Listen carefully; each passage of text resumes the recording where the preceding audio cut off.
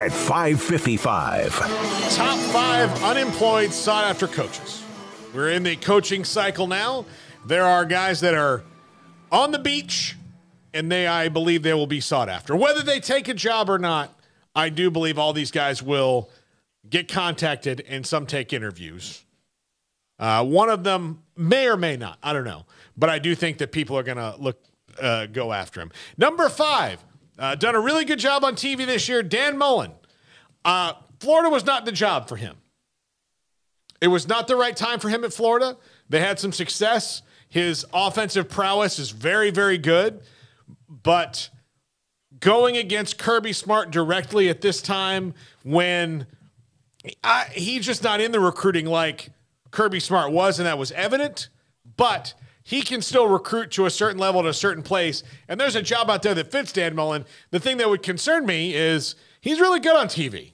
He was good. He surprised me. Yeah, he's good on TV, and that job sometimes when it takes hold of you, do you really want to go back and recruit? I mean, coaching, I think they all like to coach. I think if you really go back, and the reason he's not coaching right now is because of the recruiting side of it, do you really want to go back and do all that again, especially now where it's gotten even more complicated? But Dan Mullen, people should, and they will call Dan Mullen to see if he's available. I don't know the list. I have an idea of who might be on the list. I would say 2 or 3 of the names on the list will have to decide whether they want to go recruit 18-year-old kids. Yeah. And now 19 and 20 and 21 and the transfer portal. Exactly, all that. Number 4, Bronco Mendenhall. It's taken some time away from coaching and the last couple years, and there's reports out there that he would be interested in getting back in. This is a guy who had success at BYU, was pretty good at Virginia. I mean, nothing. They didn't win the ACC or anything like that, but he was good there and successful, experience, maybe wants to get back in again. I think you could do a lot worse than calling Bronco Mendenhall, especially if you're a school like Georgia Tech or Colorado that wants somebody who's experienced and can help you maybe program build a little bit. Do you think there's a region that he's coached on the East Coast? He's coached in Mountain Time. Yeah. Is there a region that he might feel more comfortable, like we might see with like Bryan Harsin, the next guy on the list. Okay, all right, yeah. So but we'll get to. But Bronco Mendenhall, I don't know. I just think that if it's the right job, and this guy could want to build a program, and I don't think it has to be a Power 5 job necessarily, but I think it probably have to be a good one. But if you were, Colorado, if you're Arizona State, and Arizona State interests me in a couple of different ways, in that their AD, he was an agent, so I would think he's going to lean towards names. Because that's what agents do, right? Mm-hmm. And How old is he? Bronco Mendenhall, I think he's 60. Okay. So maybe younger than that, I'm not sure. Number 3, Bryan Harsin. This is a guy who will be coaching next year, if for nothing else, for spite. Yeah. No, and he's really kind of, isn't it this the prime of his career? I think so. And I think, Auburn was a bad fit. It didn't work out. But again, he's had a lot of success. Colorado, Arizona State make a ton of sense for him because he did so well recruiting out there in the West. And given the fact that the Pac-12 is ever changing right now, he might be able to kind of swoop in at the right time at one of those schools and get them set up for success in the future, because he did recruit the West Coast really, really well at Boise State. And, if he recruited that well at Boise State, what can he do with a better chance at playing in the playoff if you are legitimately good? Jacob, would you do me a favor and ask Garrett if he's got any news on Blackwell at Baylor? Because they were having a media session. I know that's Paul. I'm sorry. That's before we go off the air. Go ahead. Number 2, Tom Herman. I think several jobs out there fit Tom Herman. I think that I would take him out of the Nebraska equation. Not because I don't think he wouldn't do okay there, but I do think that the pressure at Texas and the way he is he's a very high-strung guy, but he's a very intelligent guy. I just think that he doesn't want that again.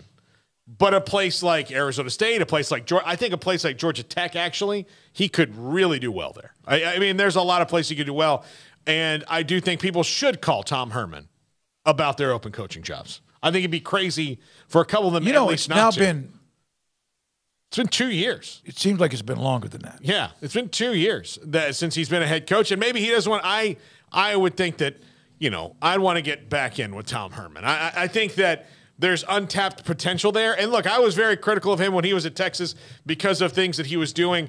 For example, Sam Kahn mentioned earlier about Sark not giving the ball to Bijan. Yep. Tom Herman also didn't do that.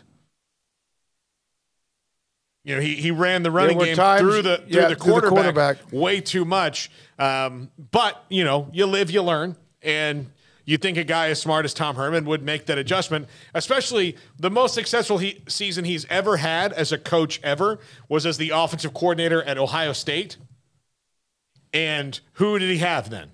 Yeah. Zeke. Yeah. So that's why he got the job at Houston. Yeah. Right there. And number one, our good friend Matt Rhule. I'm sure his phone rings as much as possible, especially given that some of the jobs that are open are so high profile, like Auburn, like Nebraska. But, one of the reasons that Matt wanted to go to the NFL was he wanted to not recruit. I don't think he disliked it, but I do think that he wanted to take that step. That was always a dream of his. And I'm never going to poo-poo on anybody that wants to fulfill a dream like what somebody told you to do earlier. What was it? Be a sandwich consultant? Be a sandwich consultant? Yeah. I'm never going to do that. If that's your dream, go find it. If you get it, if you make it, that's great. If you don't, at least you tried. There's probably, I'm 63 years old. There's probably maybe a couple of different times in my life I would have done something maybe a little bit differently as far as, wish I would have written a book. Back in the days when I was in the meat of high school football in great parts of East Texas, wish I would have written a book. Now it's too late. I could write one in my mind, but I just don't have the time. And I didn't write everything down.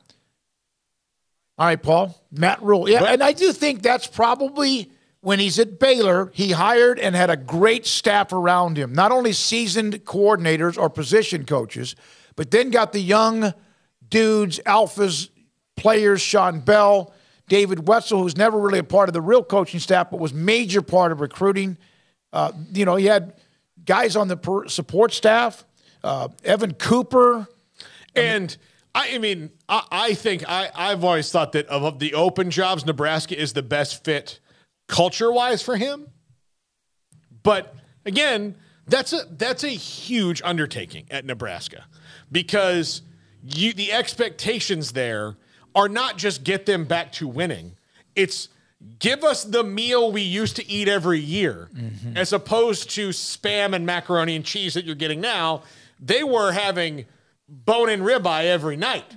The fans were there. So it's one of those things that can you do that? And he's a builder. That's what he does at the college level. And I do think that he was a quarterback away from seeing that turn in Carolina, but the hardest thing to find in the NFL is a quarterback. Yeah, if he has anybody that's at least someone who could manage the game, even if it was like Ryan Tannehill or someone like that, right, he would still be in the NFL. Yeah, it's just the rest of their roster, and believe me, the rest of their roster was good enough for where after he got fired, the whole NFL was calling to see who was available.